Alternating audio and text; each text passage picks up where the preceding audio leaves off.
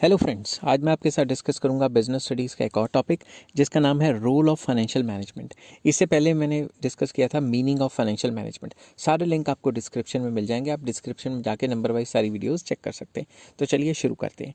Number 1 जो इसका role है उसमें फर्स्ट पॉइंट आ जाता है size and composition of fix assets. कि जो फिक्स एसेट्स हैं उनका साइज़ कितना होगा और कितनी कंपोजिशन होगी वो हम किस में डिसाइड करते हैं, फाइनेंशियल मैनेजमेंट के अंदर डिसाइड करते हैं। तो इसके अंदर हम लिखेंगे size and composition of fixed assets depends directly on the investment decisions, that is how much capital company is planning to invest। तो जितने फिक्स एसेट्स लेने जैसे ज़मीन, प्लांट, बड़ी बड़ी मशीनें, तो जो भी फिक्स एसेट्स हैं उनके ऊपर कितना खर्चा होगा, कितना बड़ा होगा, कितना साइज़ होगा, कितनी कंपोजिशन रहेगी, कि प्लांट के ऊपर कितना खर्च करना है, मशीनरी के ऊपर कितना खर्च करना है, ये सारी चीज़ें हमें किससे पता लगेंगी, फाइनेंशियल मैनेजमेंट से। तो अच्छी मैनेजमेंट होगी तो अच्छा साइज़ और optimal size and optimal composition fix assets की रहने वाली है। सेकेंड पॉइंट पे चलते, amount and composition of current assets.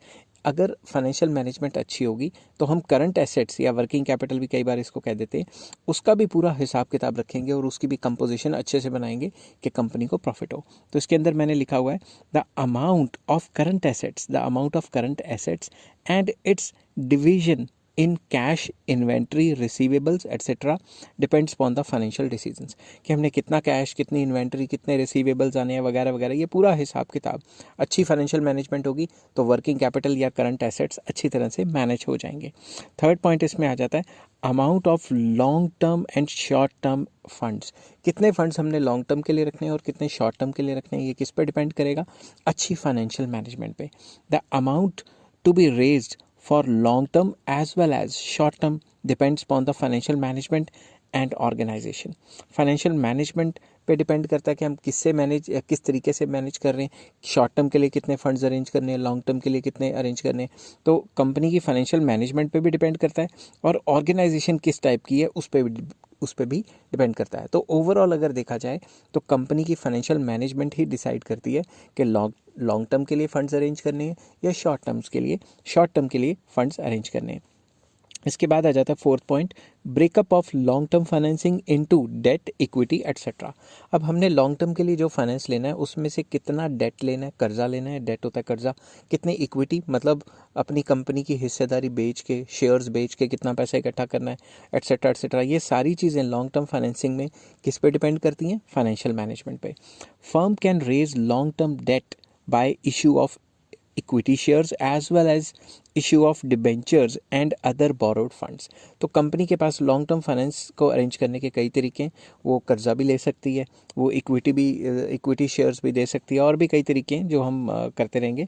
Financial management helps in fixing this ratio, कि कितनी डेट होगा और कितनी इक्विटी होगी। इस रेशो को सेट करने में कौन मदद करता है, हमारी फाइनेंशियल मैनेजमेंट। नेक्स्ट आ जाता है ऑल, ये क्या हो गया यार, बैक करता हूँ फिर से, हाँ, all items in profit and loss accounts. तो फाइनेंशियल मैनेजमेंट हर एक चीज़ का अच्छे तरीके से हिसाब किताब रखने को कहता है। इसी वजह से all the items of profit and loss account are affected by the decision of financial management. एक अच्छी फाइनेंशियल मैनेजमेंट होगी, एक अच्छी मैनेजमेंट ऑफ मनी होगी या फाइनेंस होगा, तो प्रॉफिट एंड लॉस अकाउंट में अच्छे खासे पैसे भरते रहेंगे। तो जितना भी पूरा हिसाब किताब है फाइनेंशियल मैनेजमेंट वो अच्छे से कैरी करने को कहती है। जनरली आइटम्स रिलेटेड, ये आइटम्स लिखना था मैंने यहाँ पे, स्पीड में कई बार लिखा जाता है, मैं लिख देता हूँ। Generally items related to expenses and revenue are recorded in profit and loss account. तो जितने भी हमारा खर्चा एक्सपेंसेस हैं और एक्सपेंसेस में से रेवेन्यू में से माइनस कर देंगे एक्सपेंसेस, तो वही चीज़ें आएंगी ना प्रॉफिट एंड लॉस अकाउंट में।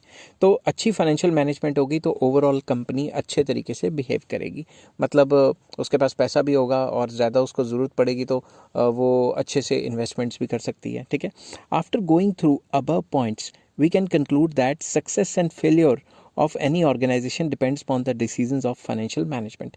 किसी भी कंपनी को अगर सक्सेस हासिल करनी है, कामयाबी हासिल करनी है या फिर डूबना है, वो किस पे डिपेंड करता है, फाइनेंशियल मैनेजमेंट पे।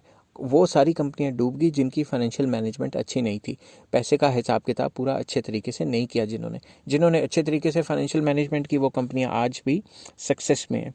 Efficient financial management results in the success of business and improves overall health of the business organisation. तो जितनी अच्छी कंपनी रहेगी उतना ही अच्छा फाइनेंशियल मैनेजमेंट होएगा और उतना ही अच्छा फर्दर इंप्रूवमेंट होती रहेगी इन्वेस्टमेंट्स में और फर्दर रिटर्न्स में। ठीक है, तो ओवरऑल ये क्वेश्चन कहता है कि फाइनेंशियल मैनेजमेंट हमारे लिए बहुत ज़रूरी है, क्योंकि जितनी अच्छी फाइनेंशियल मैनेजमेंट करेंगे उतना हम अपने पैसे को अच्छी तरह से यूटिलाइज कर पाएंगे, जिससे प्रॉफिटेबिलिटी कंपनी की बढ़ जाएगी।